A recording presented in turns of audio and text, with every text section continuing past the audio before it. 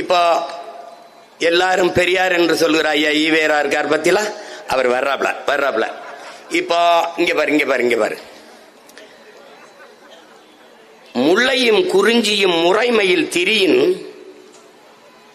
நிலம் நடுக்குற்று நல் இயல்பு இழந்து பாளையனும் படிமம் கொள்ளும்.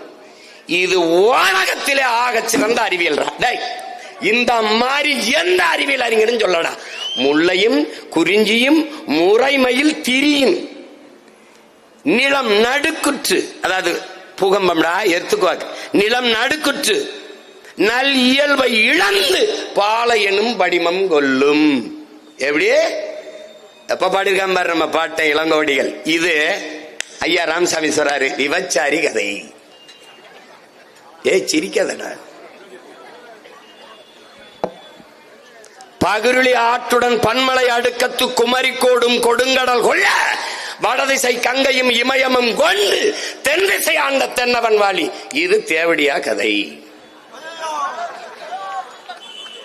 ஏய் என்னை பார்க்காதரா, அவரை பாருடா. மருங்கு வண்டு சிறந்து ஆர்ப்ப மணிப்பு ஆடை அது ஓர்த்து கருங்கையல் கண் விழித்து ஒழுகி நடந்தாய் வாழி காவேரி. இது யாருது? விளை மாது கதை, வேசி கதை. எப்படி